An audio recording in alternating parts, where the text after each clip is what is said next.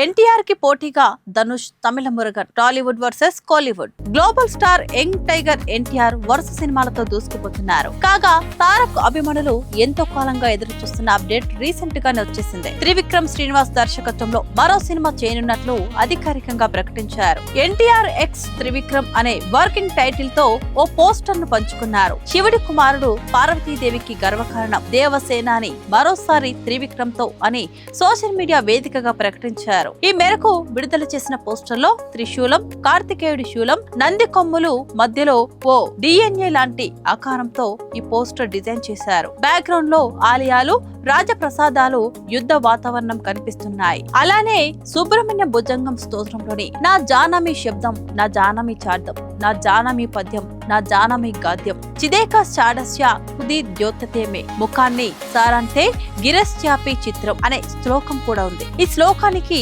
నాకు శబ్దం తెలియదు, అర్థమో తెలియదు, పద్యమో తెలియదు, గద్యమో తెలియదు. 6 ముఖములు గల రూపము నా మనసులో ప్రకాశిస్తుంది. నా ముఖము నుంచి మాటలు వెలువడుతున్నాయి. ఇదంతా చిత్రంగా ఉంది అర్థం. భారీ బడ్జెట్ తో తెరకెక్కనున్న ఈ చిత్రాన్ని ప్రముఖ నిర్మాత నాగవంశీ నిర్మిస్తున్నారు. ఇక ఆనంద్ బాలసుబ్రమణియన్ రచించిన లార్డ్ మురుగన్ పుస్తకం ఆధారంగా చిత్రాన్ని తెరకెక్కిస్తున్నట్లు భావిస్తున్నారు. అయితే ఈ పోస్టర్ లో కనిపించిన బోర్న్ ఇన్ ద నార్త్ అనే ట్యాగ్ లైన్ ఇప్పుడు ముఖ్యంగా తమిళనాడులో వివాదానికి కారణమైంది. సీమాన్ లాంటి రాజకీయ నాయకుడు కూడా తారక్ త్రివిక్రమ్ సినిమాను అడ్డుకుంటామని హెచ్చరించారు. అయితే ఇప్పుడు ఏకంగా తమిళంలో కూడా మురుగన్ కథతో సినిమా రాబోతుండడం సర్వత్రా చర్చనీయాంశంగా మారింది. ధనుష్ వెట్రిమారన్ కాంబోలో మూవీ కాగా హీరో ధనుష్, డైరెక్టర్ వెట్రిమారన్ కాంబోలో ఇప్పటికే పలు హిట్ చిత్రాలు తెరకెక్కాయి. పొల్లదావన్, అడుకాలం, వడ చెన్నై, అసురన్ వంటి సినిమాలు ఇండస్ట్రీ హిట్లుగా నిలిచాయి. ఇప్పుడు లేటెస్ట్ గా వీరి కాంబోలో తమిళ్ మురుగన్ అనే మూవీని ప్రకటించారు.